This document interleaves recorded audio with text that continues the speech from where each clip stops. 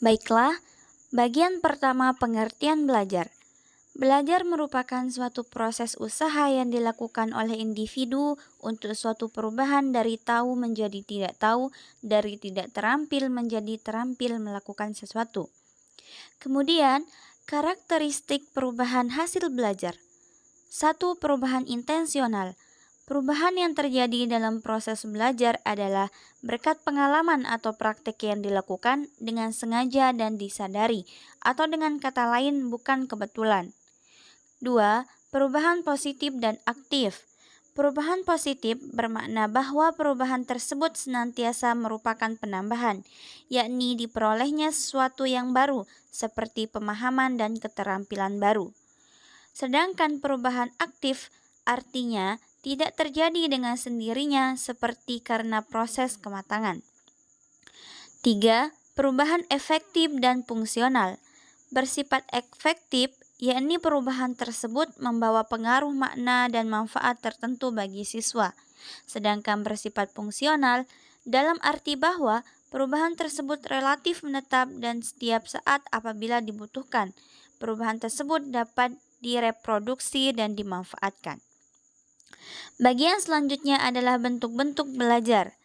Yang pertama, belajar responden adalah belajar yang dibentuk dengan adanya hubungan antara stimulus dengan respon. Yang kedua, belajar kontiguitas merupakan kaitan asosiatif antara stimulus tertentu dan respon tertentu. Kekuatan belajar kontiguitas sederhana dapat dilihat bila seseorang memberikan respon terhadap pertanyaan-pertanyaan yang belum lengkap. Yang ketiga, belajar operan yang timbul karena adanya penguatan dan respon dari guru terhadap siswa. Yang keempat, belajar observasional. Banyak dijumpai dalam kegiatan sehari-hari karena konsep belajar ini yaitu dengan cara mengamati orang lain. Yang kelima, belajar kognitif merupakan semua kegiatan mental yang membuat suatu individu mampu menghubungkan, menilai, dan mempertimbangkan suatu peristiwa. Bagian selanjutnya adalah langkah-langkah belajar. Yang pertama, merumuskan tujuan khusus. Memiliki bagian 1.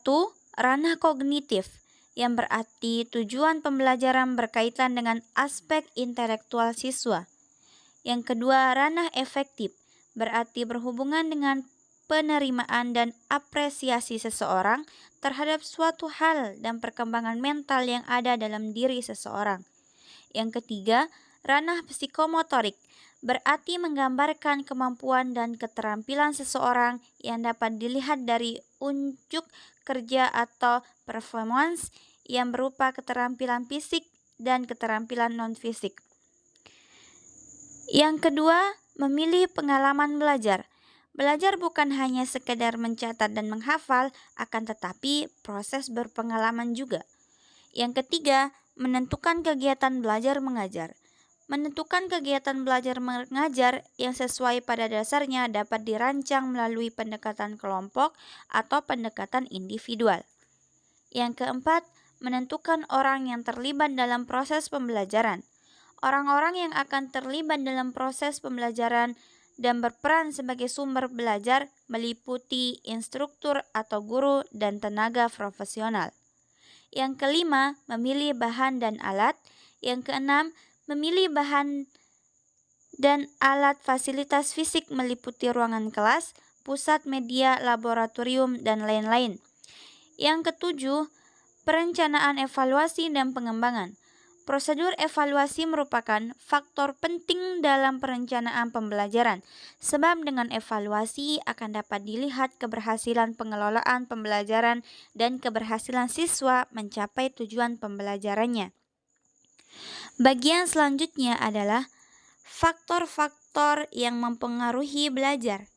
Yang pertama, faktor eksternal yang meliputi keluarga, guru, lingkungan, materi pembelajaran, serta teknologi. Yang kedua, faktor internal yang meliputi motivasi, minat, kecerdasan, serta pengalaman. Sekian.